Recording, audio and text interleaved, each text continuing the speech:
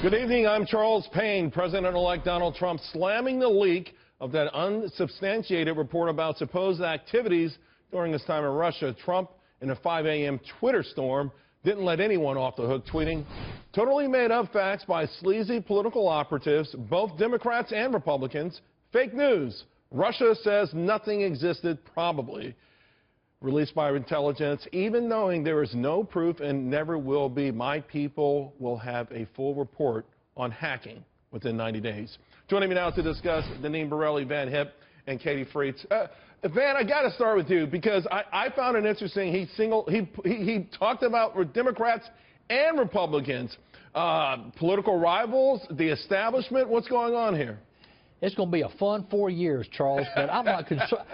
But the political hacks, the consultants, I'm not surprised by the shenanigans there. I tell you what concerns me is the fact that fake news was briefed to the President of the United States by U.S. intelligence officials.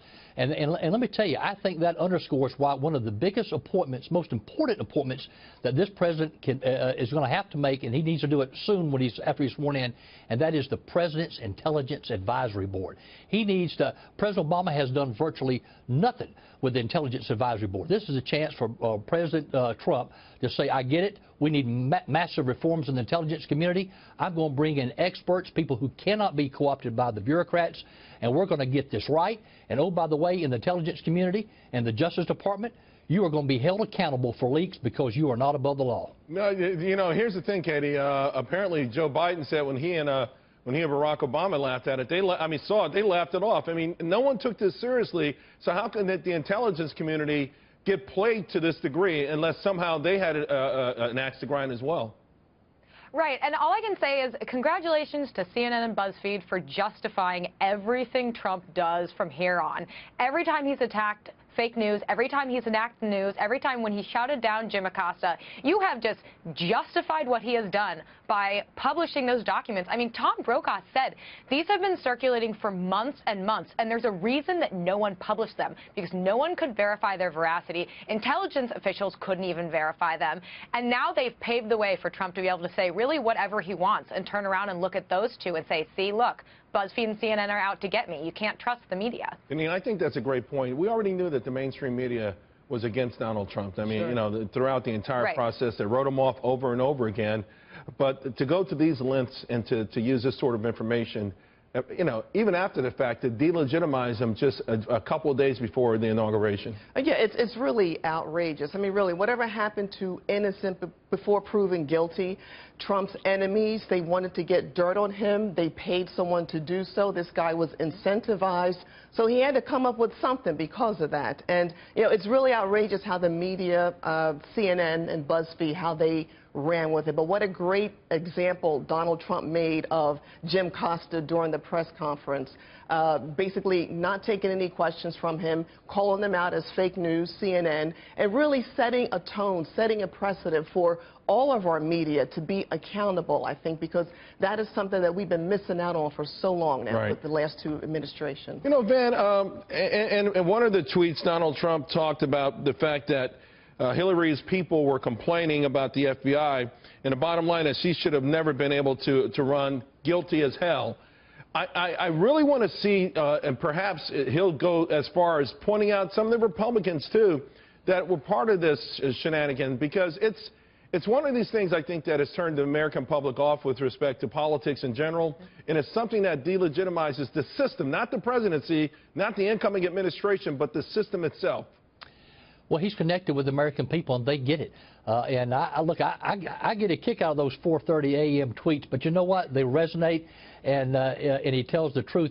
But you know what? I got to tell you, I respect Joe Biden. Joe Biden is someone who I disagree with 95% of the time, Charles, but he's a patriot. He loves his country. And even Joe Biden came out today and said he was dumbfounded. Why was this stuff even in the dossier being briefed by the intelligence officials to the president-elect? Joe Biden got it right. No, Joe got it right. I'll tell you, Joe would have been a lot more formidable than Hillary, but that's after that, you know, that's sort of Monday morning quarterbacking. Let's talk about, Katie, going forward from here.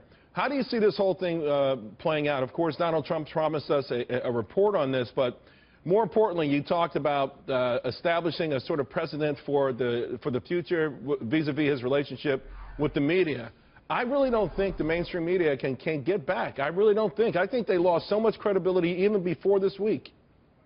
Well, exactly. And of course, you can see in that press conference, he called on Cheddar, he called on One American News. Like, it's a great opportunity for lesser known outlets to have that opening, to step into the light, to be able to start asking questions of the President of the United States. I don't think it's necessarily the worst thing ever to shake up the order of the press room to say, hey, you know, CNN, MSNBC, New York Times, you've all been on the top for a long time.